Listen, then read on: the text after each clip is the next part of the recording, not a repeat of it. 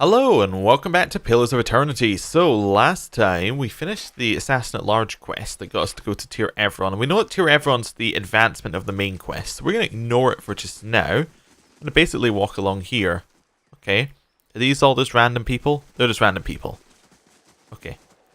And we're going to try and make our way along to this place right here, to the Blood Sands, to finish Haravius' quest. And this will almost definitely level us up, which is also good. And now that we're not in the main area, I think we might be allowed to camp? Yeah, we're allowed to camp here, so we'll camp. The morning is cold and silent. You're upon the plateau of the Birthing Bell, and there is no sound, no wind. The sky is a smoothed, mortared grey. The forest beneath the plateau is nothing more than a jagged black silhouette. Even the rock, the Adra around you, it feels colder. The sun's warmth bled from it.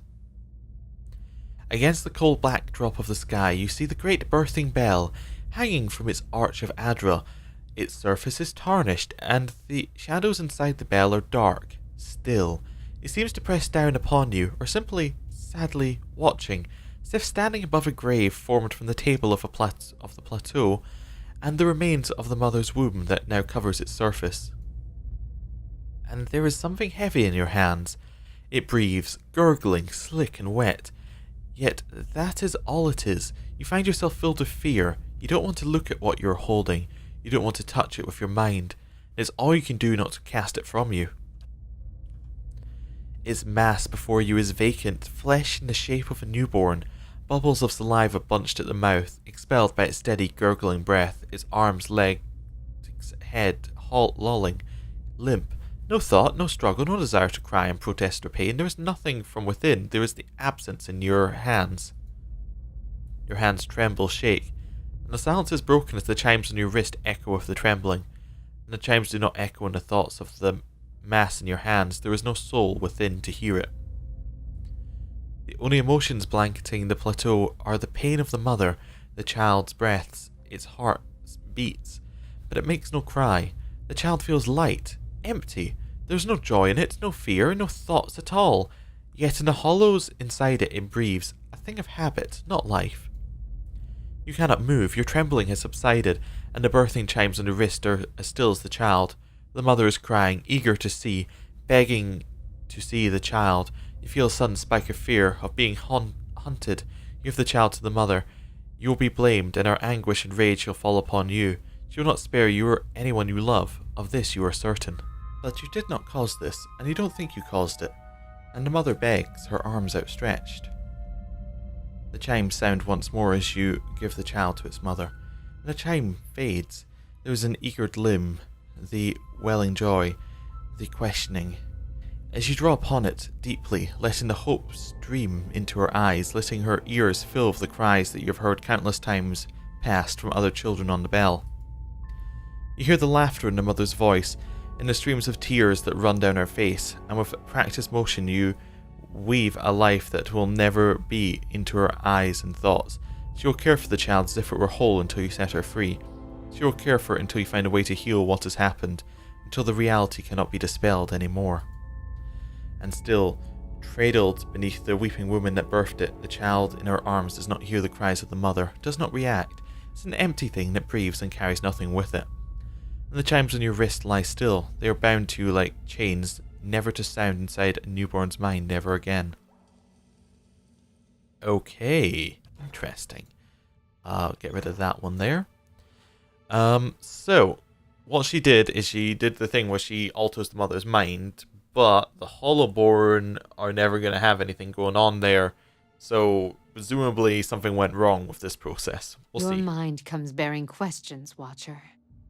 It does. I saw a hollowborn at the birthing bell. The grieving mother's head bows, and she raises her hands, cradling them slowly, so the chimes do not sound as she moves them. You feel a chill in the air as if the vault of your mind is growing, too large for the thoughts within, and your breath is laced with a chill. To your horror, you hear her breathing, ragged, hacky, but strangely steady, and you see saliva bunching at the corners of her lips, becoming thick ropes of drool that cast themselves down her chin. There is the smell of blood in the air, new, wet, and a salt, sharp tang in your mind, coupled with the smell of sodden undergarments clawing at your senses.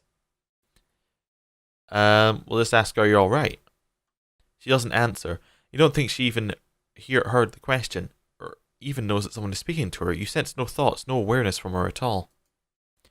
Her clothes are wet, as if she is burning with fever beneath her tangled hair and beneath her threadbare robes, as if she is giving birth. With a slow hissing intake of breath, her head rolls back on her shoulders, her eyes pressed tightly together like the lips of a newborn. Yet past the lids you can feel the piercing stare, vacant, cold. Horribly you sense nothing from her, not a thought, like the hollowborn you held in her memory. You know if you try and pull her away now, she will vanish into herself and vanish from your thoughts, perhaps forever. You have a terrible feeling that whatever connects the two of you will be cut. She is as helpless as a child, and you search for your thoughts for a way to coax her to you. Let's use our perception. We'll imagine the cries of the newborn from the first memory. She jerks slightly before you, her head tilts, and the steady breathing breaks. She gives a racking cry. Thought it was my doing. I thought that I had stilled it with my thoughts. The child. It was just a child. What was done with it? You helped give birth to a hollowborn, yet you made the mother think otherwise. Her breathing is steady again, and there is life in it where there was not before. Her emotions are building in her, apprehension, confusion, welling up. She seems afraid to do more than simply be aware of the memory It was there. not the last hollowborn on the birthing bell, and never again did I hear a child's cry. You have found death within me, one that many women have borne within them. I sought to serve the woman in need, and instead my hands ushered no new life. What happened next, I bear responsibility for. What happened next? The first birth was the deepest, the saddest. Nothing I could do could find the child's spirit, guide it to him. You feel a strange absence between you, as if your thoughts are being shared across a great distance. The thought bleeds out for a moment, then returns, sharp, near, personal. I do not understand what had happened, what I might have done. I feared. No, I could not dwell on that thought. The child was always there, always a reminder of what had happened, a marker. I made her care for it. I made them all care for it until I could find out what had gone wrong. Yeah, but the hollowborn, it wasn't your doing. It happened elsewhere. Little word of the outside world reached us. It was enough time for rage and pain and grief to guide hands. I feared what would happen to the children, what would happen to me. Every mother knows her womb may shed a stillborn, but these cold, soulless creatures, the parents wouldn't have understood, and fear of the unknown breeds violence. What happened then? I held their minds within mine. I shaped and guided them as long as I could, and with each passing day, each new birth, the strain grew, and the more I felt my control slipping, the more I focused my thoughts. Eventually, even I succumbed to the power of my own illusion. I'd woven the threads so tightly that I could no longer see through them. And then one morning, I heard funeral bells tolling in the village. The sounds of wailing rose through the mists. A mother had died, her mind so focused on the care of her hollowborn child that she neglected to even feed herself. With that, the illusion broke. The townsfolk saw their hollowborn the way they were, not the way I'd wished them to see. By the end of the day, they'd begun to look at me differently too. I did not understand what had happened, but I knew enough to flee, and every suspicion that surfaced, every faded memory of what I'd done, I pressed it down and tucked it away. My skill failed me. But I did what was necessary. I regret the mother's death, but how much worse would it have been if I had not acted? Okay. You inflicted your will on the townspeople and that was wrong. I guess that's what we're gonna say. They would have killed the children. I had no choice. The matter was too great to seek permission, so I made them believe their children lived whole and healthy, until there were too many children, and the protection crumbled. So we can say, I would no longer wish you to travel with me. To rule another like that, even for mercy, is wrong, or the right thing is not always easy. And yet, if we can redeem the lost children of the Dyrwood, our struggle will be worth it. Let's go for 2. To rule another like that, even for mercy, is wrong. We must accept there are some things we cannot control. The grieving mother's mind is silent and still for several moments. She lets your words wash over her, seeping into the cracks in her own My thoughts. actions only caused more misery. Worse, I took from an entire village, made them as empty and helpless as the children I sought to protect. But what then? Is it better to stand by in the face of tragedy? To let it wash over the world a hungry tide? Well, sometimes if your actions would only make it worse. Yeah, I guess that's where we'll go with it. I meant to soothe their pain, as I had done for so many mothers in the throes of labor. But my thoughts became a trap, a prison, for the village and for me. Your words have soothed my mind, in ways I did not expect. I thank you, Watcher, for the gift of your sight, for using it to guide me out of the prison of my mind. Let us hope it can also free you from the illusions Theos has woven around you. Okay. So there's another thing added to Grieving Mother, but not the end of the... not the end of the quest. Oh, no, it is the end of the quest. Never mind. Oh. So we finished Grieving Mother's Travel With Us quest, and we leveled up. Okay, so that means we might finish Durance as soon as well. Mechanics, level 12, fantastic. That'll get us through all those doors we were so close to opening. I mean, next time we go to the doors. Then we get a rogue ability. Cool. Shadow Step. So that one, once per encounter, we can teleport across the battlefield, returning to his or her starting position when the effect is ended, and it gives us extra damage. So we teleport, 7.2 seconds of attacking from new position, then we go back. Alright. Sap. Rogue performs a primary attack that does additional damage and can leave the target stunned. Seems very good, to be honest with you. Smoke Cloud. I don't think that's as good. What's Distracted? Lowers target's defenses by 6 and lowers the number of engaging targets by 1. Alright. Fearsome Strike. Can do Hobbled and Weakening. Once per rest. Withering Strike. We know what the rest do here. I think what... apart from grazes being misses and hits being grazes, which is really good, I think we're going to take... I think Sap is better. I think Sap is better for one-on-one fighting. And that's what we'll take it.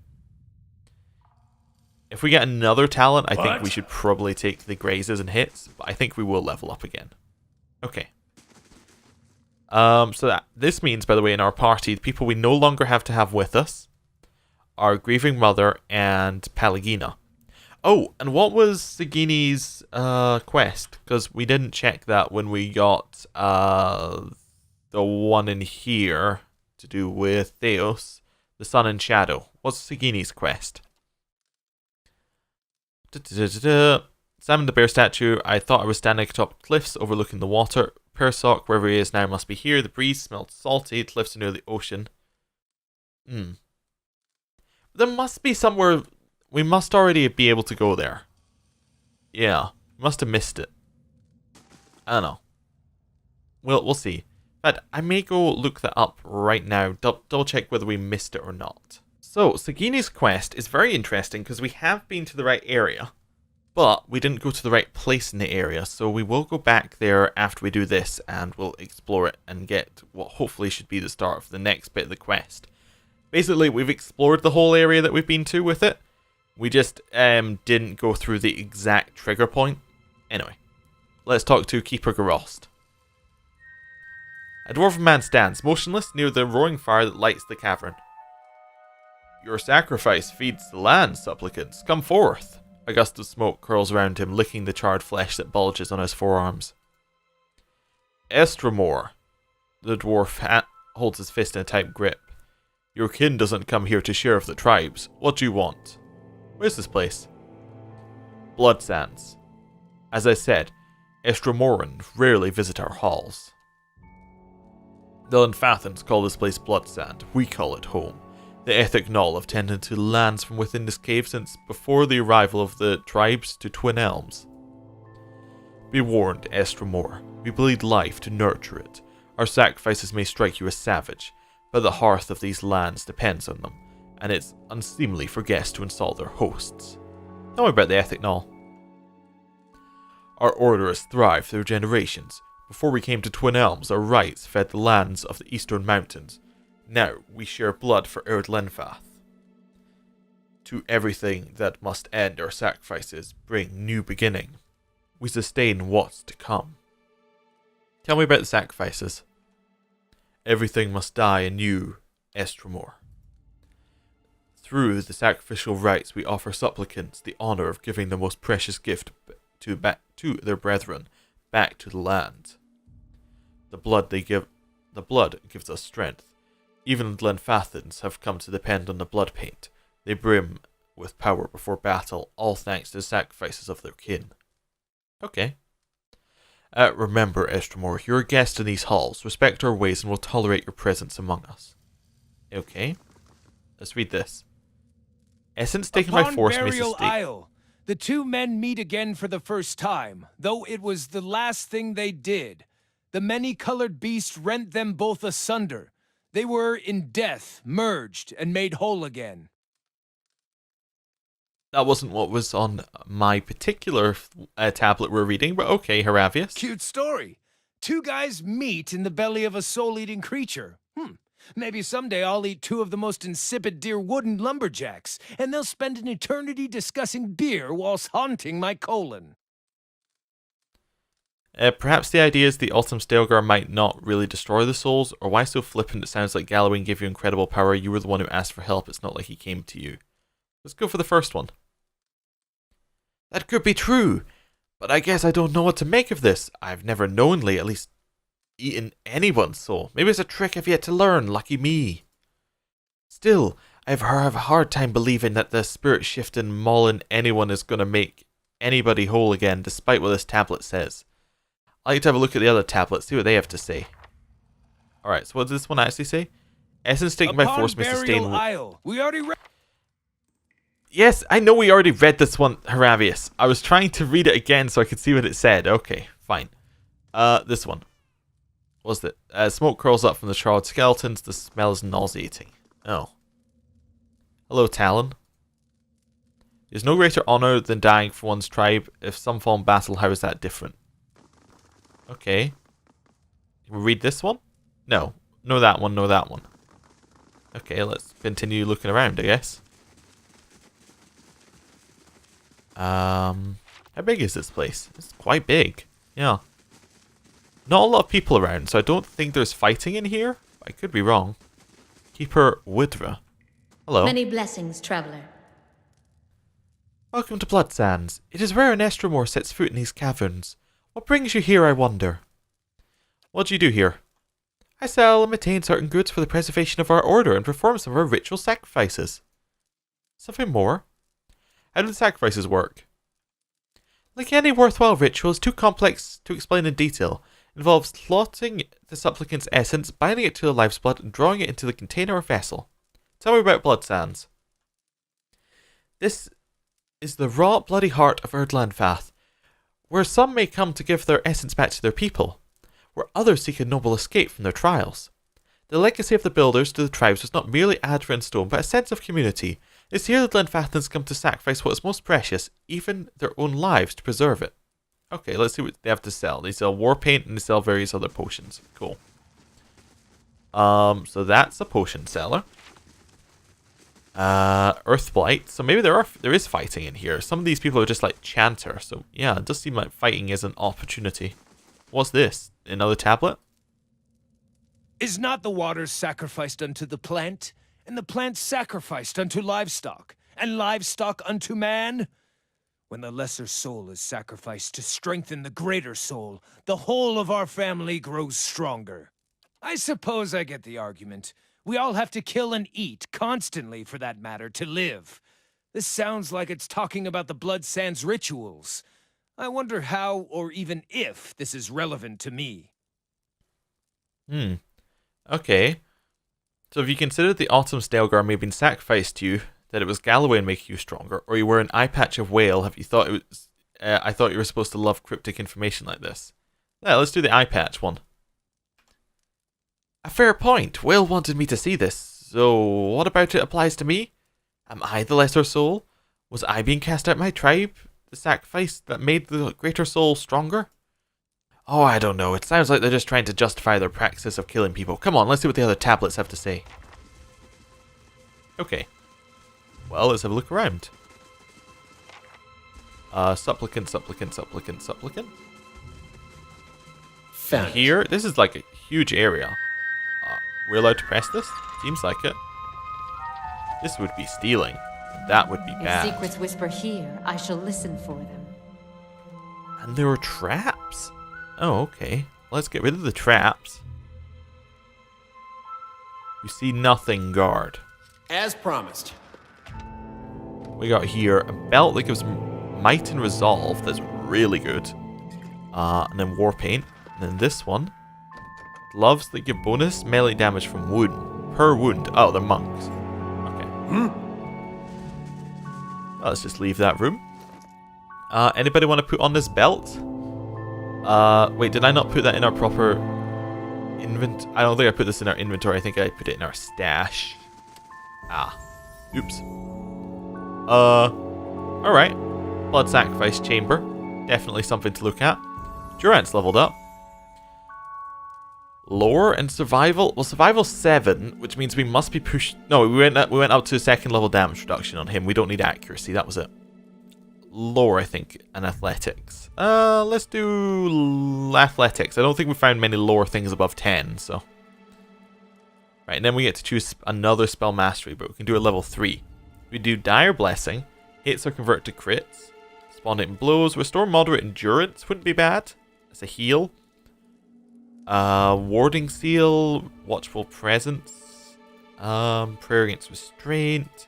Pillar of Faith could be good. It gives him a consistent damage he can put down. Circle of Protection. Raises all defenses. That's actually really good. Maybe Circle of Protection. Yeah. Oh, and then we get another set of spells. Ooh, Minor Avatar. The priest gains a supernatural glow. And Minor Avatar of their deity. The priest gains bonus to all attributes, endurance, health, and weapon damage. Okay. Resurrection. A single ally is revived and healed. They receive the effects of barring death's door, and nearby allies are healed. Okay. Oh, that means that they prevents them dying for 27 seconds. Oh, that's really good. Storm of Holy Fire is just like huge it's just burn damage in an area. And Circle of Protection we've got as a thing. We don't tend to use Circle of Protection. But again, with the ones I take as mastery, I tend not to pick ones that are ones that we would use a lot normally. I tend to pick ones that are ones that would be useful once a fight, but are not worth using a spell slot on. If you know what I'm meaning. Like, they're consistently useful, but they don't necessarily... But, like, say in a fight, we would want to save our spell slots for, in level 3, for, say, Pillar of Faith. But having Circle of Protection for free every fight is good. What? I hope that makes sense. If it doesn't, then whatever. Right. Each generation, the Onumfoth must stand before the autumnal beast in judgment. The wise endure, passing on their strength. The weak are eaten, their souls ripped to pieces and lost for all time, removing such weakness from the cycle. Well, I guess maybe my tribe wasn't entirely wrong about my spirit form being some sort of soul terror. I suppose I was hoping to hear a different answer on the matter, but... But it's worth asking, all your time walking as the Autumn Stilgar for how many souls have you destroyed? As truth is revealed to you and you whine about your distaste for the answer. Did it ever occur to you Gallowayne was testing you and you passed? You seem so sad to have the spirit form of such a legendary beast. Don't tell me you never wish for power like that. Let's do the first one. It's worth asking, in all your time walking in Autumn Stilgar for how many souls have you destroyed? That I'm aware of? None. But I get what you're saying. I'm merely aware the form of the Autumn Stilgar is not in control of me, nor the sum of who I am. For years I've been telling myself the tribe judged me unfairly. I guess they weren't completely wrong. Well, enough pontification for the moment. I need to know more. Let's look at the other tablets. Okay. I was avoiding, by the way, going to the burial chamber straight away because I think there may be more to it. And I want to do Haravius' thing first. Right, around here. Ooh, a chest that we're probably very much not meant to open. Another one we're probably very much not meant to open. Ready when you are. Quick and quiet. Okay, we're invisible. We're very invisible.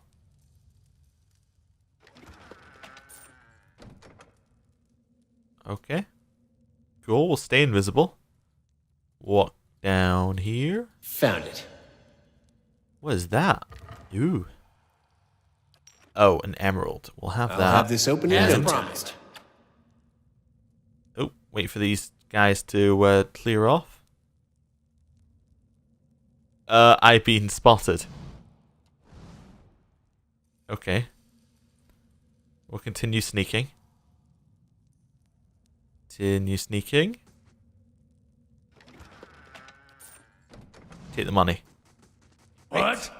Cool. Is the guy in the middle anything important? Doesn't look like it. It's just kind of general stuff. Oh, As souls the split tablet in the into back. multitudes, many lives come from one. The truest of power comes from sacrificing the shard to return its strength to the mother stone. The many lives from one sounds familiar. I was taught that sometimes between death and rebirth, a soul splits perfectly in two, creating two viable souls from one. Sounds strange, but it makes sense when you think about how the population has risen in generations. It's kind of a mathematical necessity that some process like this is happening. So maybe the Autumn Stalgar has a very important role to play in this life cycle of souls. Sorry, sir, but I'm not eating your soul. I'm merely serving a vital role in the natural process. I see what you're getting at, but it's not making me feel better. Fungus that grows on shit has an important role in the natural order. That would make me thrilled to spirit shift into a shit blossom. Okay, have we read all of them yet? Spoke of the Autumn Stalgar being sent to play. Tablets mentioned that might need to go to the burial isle. rest easier. Did they? I don't remember them saying that, but whatever. Oh, hello, Naka. The petitioner before you is swaddled in loose-fitting robes. Her hair is greasy and matted. A glossy film of sweat and grime coats her exposed skin. She has swollen features of pregnancy and several missing teeth in her big, grinning smile.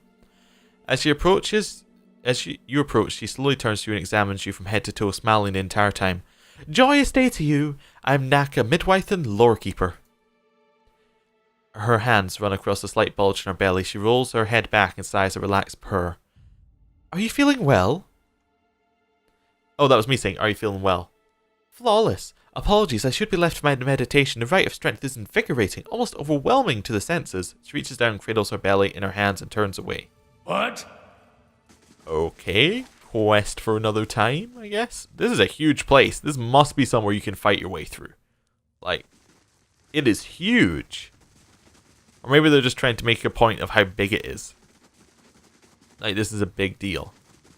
Right, let's go talk to this guy, yeah. As your blood flows, so shall your essence. Your life's energy shall feed the soil, and your soul's energy shall enrich the community. This is by your own choosing, supplicant? Yes. The dwarf grips a hatchet with both hands and raises it over his head. He throws his shoulder forward and swings the weapon into the elf's chest, connecting with a meaty thump. Blood gushes around the blade, and the sacrifice's screams rend the air. Did I say I wanted to see the teachings of the druids? But I think I was imagining more dried herbs and chanting. Never did that back in my circle. Back home. Never. Despite his earlier agreement, the elf thrashes atop the stone table, his torso arching while his arms and legs remain tied in place. Meanwhile, the dwarf spreads his arms wide and allows the blood to splatter his robes. When the elf is finally silent and still, the dwarf pulls his hatchet from the body and wipes it on his hem. Alright, let's go say hello. The dwarf wears crimson robes that are stained and streaked with dark patches. His face is smooth but lacking youthful elasticity. It's as if the lines and wrinkles have been formed and erased many times over. He watches you with eyes like two black pits as he wipes his hatchet on his robes. Hail, No Estromor. one comes to Blood Sands without a purpose. What is yours? Who I are am you? the Archdruid of the Ethic Null. For centuries it has been my duty to guide our rituals and guard our knowledge. It is work that requires a certain resilience, but it is not without its benefits. You murdered a man right here. Your simplistic morals do not apply here, Estromor. Murder does not enter It into was a sacrifice, and one willingly entered into. The survival of all things depends on balance. Give and take. This principle lies at the heart of all power. Expending something of value releases energy. Energy can be channeled by those who know how. All Kith, whether they care to admit it, practice this. We take yield of the land and flesh of the beast to live, and we give our blood and sweat to propagate the things we desire. So we could attack him, but I'm not going to do that. I'm going to say it sounds brutal, though. The world is brutal. Nothing is gained by closing one's eyes against it. Better to recognize these realities, that they might better serve you. I invite you to explore our halls and speak with our supplicants. One can learn much by observing the sacrifices others are willing to make for a greater purpose. Perhaps you will even consider making a sacrifice of your own. Not all sacrifices are written in blood, but the most powerful ones are. Tell me more about the Ethic Null. We are a druidic order that has been in Twin Elms since Iguithan times. Our founders came from the White March, seeking a place where we might practice our beliefs in peace, as it were. Unlike most of our Glenfathan brethren, we seek answers in the world around us rather than in the teachings of the gods. We believe that all life has power, and this power can be siphoned and conducted. We are not, as some suggest, madmen and murderers. All of our rituals are conducted with willing participants, and through methods that have been tested and refined over centuries. This allows us to create the war paint for which we are respected, if not loved. Want to know more about your sacrifices? We merely believe that in giving up something of value, the energy that our sacrifice can be diverted elsewhere. It is not so different from what folk practice all over the world. If you want to turn the soil, sail a ship, move a cart, you must expend energy. We're best known for our practice of Kith sacrifice. That is the most potent form of sacrifice because it releases the most energy. We distill the essence of an entire soul into raw power that can strengthen the body, fortify the soul, and extend life. What's war paint? A special unguent binding raw essence to the wearer grants incredible advantages in combat and made us indispensable to the tribes. Whatever they say about our practices, almost all of them have made use of war paint at some time or another. Fascinating indeed how most of the stringent objections can be overcome by circumstance. How are you different from the Ovates of the Golden Grove? Golden Grove? I remember when Eora came up with that name. Used to be as green as the rest of the forest, you know. We're more similar than they'd like to admit. We both believe in achieving power without the double-edged aid of the gods. But their fantasy is pure creation, something from nothing. They line themselves to the fact that all life, from the mightiest dragon to the slimmest blade of grass, requires death. The greatest ends require the greatest sacrifice. And some say the sacrifices were simply too costly. Many agree with you. Many float from one life to the next, living out a finite stock of years and accomplishing nothing. That's all I wanted to know. Farewell. Okay. I kind of get a feeling that we were meant to talk to the Golden Grove and these guys later. Similar to the Dozens and House Dominel and the Knights of the Crucible. But these guys didn't have quests for us, so it's weird. Anyway, we'll head out. Of course, I could be wrong and it could well be flavor text, but that seems unlikely. Anyway, let's head out by the quickest means possible. Wow, all of these people all saying the same line at the same time. Kind of weird. Right. We're going to go do the start of Sagini's quest right now. So I know where it is because it said a location. I'm like, I know where that location directly is. So, it's in Elmshore. Weirdly enough. Not near the ocean. The first part. It's kind of weird. But I believe that we're going to get the thing happening here. We'll see how that works. Okay. Security reports that Vithrak will attack the stronghold in 5 days. Auto-resolve. You've accrued a debt. We'll pay it. What? Right. There we go. So, what we want to do is we want to head up here. Now, there are 2 people we want to find in Elmshire. One might be here, I think. This might be the leader of the Golden Grove, so we're going to check that out. And if they're not here, then we're going to go somewhere else. They are not here. Okay. I thought they might be here because it said specifically that they were in that they had gone off to Elmshire, but maybe they'll be here later, like if we have to find them. Maybe it's to stop you killing them before then. So I think what we have to do is we have to walk through the Adra pillar or something like that. Like around the Adra pillar, we should get a vision. Or the arch, it said. Okay. Let me double check this. This is the point where I go, oops, that's actually part 2 of the quest. Oops. It was actually even further back we're meant to find the previous one.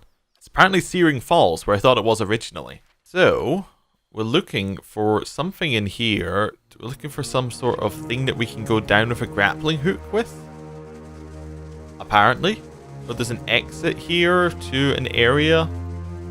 Let's see. It might be over at the right-hand side. Let's just check all the sides. So, nothing there. Anything over here? Ah, there we go. It's opened. Pearlwood Bluff. I don't know how we missed this, but there we go. Aha. We are at the right place. Perfect. Now, this is a reasonably large area. Do these might be look more like the to cliffs from find. your vision? Ooh, okay. So that's the Guinea talking to us about this. Ah, it looks like a large area, but it's not. It's just got a lot of ocean in it. Okay. I just want to make sure that there's nothing else around here. Like these guys. Okay. Get it. Just all attack it. Wait, you on ranged? Who should be on ranged? Looks like it. Can't get a good shot with this. Got a lot of damage down. Right. Start off with getting ourselves the damage reduction up. Ooh, that's a Drake. Melee weapon. Sap it. Okay. Let's get the extra stuff. Then, Durance, I want you to drop down a circle of protection on us. I can't get a good shot with this. Okay. Get some damage down. Get some more damage down. You should heal yourself, Sagini. Not Sagini, Palagina. Right, we get the extra circle, which should mean that Palagina's defenses, if we go and have a look here, should be really high. They're not that high, so they're alright. I'm ready. Drake, we're getting in some hits behind it. There we go. Should maybe stun it again. Yeah, we should try stunning it again. That'll hopefully work. Stunned again. We'll get some damage down on it. Palagina's alright. Durance maybe needs to do a little heal on himself. Right, and that'll also buff his stats. Okay. Just playing fairly safe right now. And then another hit. Good. Young Drake's about to fall down. Die! Yep. We want to just take a step back, switch to our gun, and join the firing squad, and we'll fire at the Menpigra, the first one. Then we'll fire at the second Menpigra. There we go. My mind feels sharp as steel. Should reload both of these guys, and that'll be it done. Right, and then the Forest Lurker. Not even slowing it down. Okay, do you have Fire Sword, Palagina? You do. Right, Fire Sword it. I just assume that's going to do a lot to it. Because I would assume it's weak to fire. It is, yeah. So there we go. It's going to be dead. Good. Right. Well, that shouldn't really be a tough fight, and it really wasn't. We only lost the wolf, and the wolf doesn't, I believe, take injuries, so that's okay. So it is a reasonably large area. Well, what's this? Dead Adventurer. We'll grab his stuff. Why not? Right. I'll let Then here we have some blights, which we'll get rid of. This one. Yeah. Get rid of these blights. Wolf's with us, right? Where's the wolf? Where's the wolf? Wolf's over here. Okay. Wolf, come over. What? Yeah, we'll just get our damage down on each one individually if we can. There we go. Right. Which one do we want to kill now? Guess we'll kill My that mind one. feels sharpest. Keep going then. Right. Now you guys will attack the one that the wolf's about to attack. Oh, it's down. And now this one. Cool. That's an annoying noise, but we'll take it. Grab this. Go kill the forest lurker. Dead on. Cool. This fight is mine. It's pretty much dead My already. mind feels sharp as So, steel. like another hit. Cool. That's good. Grab our loot from it as well. Yeah, there we go. I'll go on ahead. Ooh, that's probably what we're looking for. That's a way somewhere else, I think. Just want to explore the whole area and know what our options are. Ooh, there's some Zurups. Okay, cool. I get the feeling we're meant to be here much earlier. That's fine. Burn this away. Kill the Zurup priest. Dead on. There we go. Backline, kill the next Zurup priest. There we go. Now everybody kill this one. My Oh, there's a mind high feels priest here sharp as well steel. that we haven't killed yet. Okay.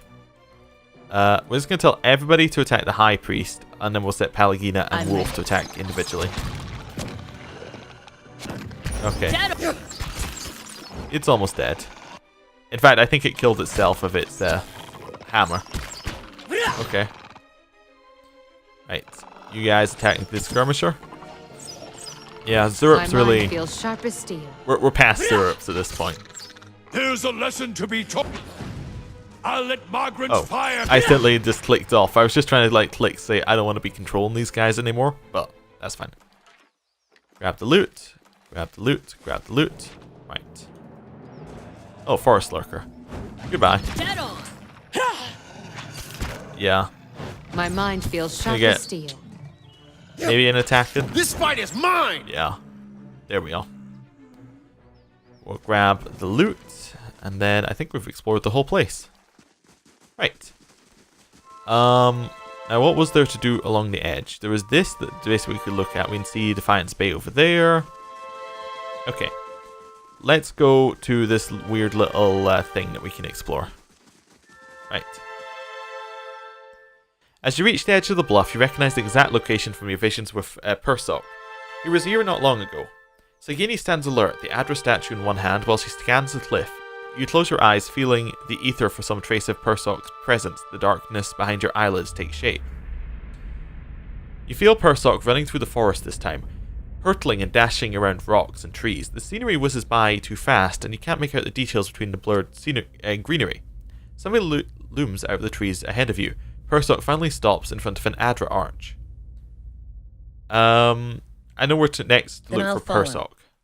In these visions, I don't suppose you're getting a sense for who Persok is now.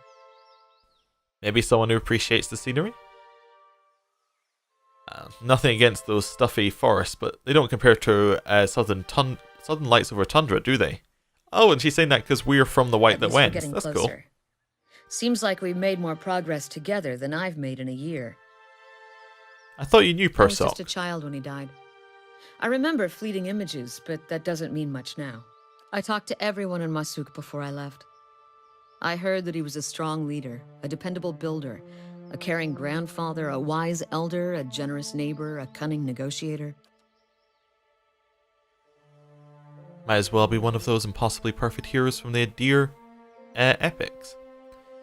He was probably all of those things at different times. The odd thing is, many in Masuk weren't much older than me when Persok passed. And yet everyone wanted to make sure he heard about something in particular. Our trade with the Amawa, our successful hunts, peace with neighboring villages. She kicks another pebble over the edge. Itumak follows its arc, his eyes forward.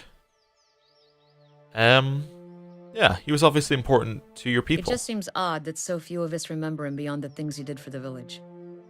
Most of his family members, the ones who knew him, are in their twilight years now. And Persok was too busy to spend much time with his younger relatives. Well, he changed your village, and that's worth remembering. Perhaps you're right. Anyway, what about this Theos character you're searching for? Seems like he was someone important to you. What do you remember It about seems him? like he was someone I... It seems like he was someone I trusted. Not a lot to go on, huh?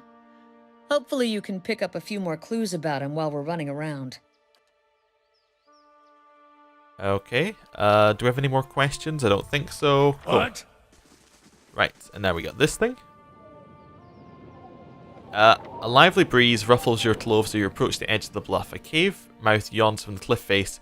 It's only a dozen feet below your position, but the weathered rock is too smooth to scale. A rock perches near the precipice. It seems like a sturdy anchor. Let's go down there. You fasten your rope to the rock and descend. Suddenly a strong gust of wind whips along the bay. You struggle to hold onto the rope as the breeze tosses you around. The wind whistles through the crags, but you hold tight to the rope. Moments later, the gale subsides and you make your way through to the mouth of the cave. Okay, what are we finding here? Slow and silent. I assume something's going to be living in here, but maybe I'm wrong. Oh, we get Dargles. My Alright, mind feels sharp as steel. die, I guess. Attack that one with your fire sword. Oh wow, it got smited. Oh, that was from the chance to destroy a vessel. I'm ready. Oh, cool. My mind feels sharp as steel. That's pretty neat. We should probably leave her attack your own one then. This fight is mine! Because if she hits it 4 times, it's like gonna die, right? In theory. Dead on! Okay, we're all attacking something. That's all that really matters here. And... yeah, there we go. It's down. Let's book him. Just another hit on it now. At least we know it's zero electrical resistance there. Or at least that's what it said it had. So, like, that's really good. Because we're using I'll take a electrical look. sword. Is this it? A ring? Ring of wizardry. Ooh, increases spell uses for a wizard. Oh, that's really useful actually. Yeah. That's an actual useful ring. Cool. It's worth coming down here. Let's head out and then we'll go to the arch. Audra Arch, dead ahead. Yep, I see it. Well, I mean, we've been here before. Ooh, loot. Grab it. Antelope hide. Oh, okay. Right.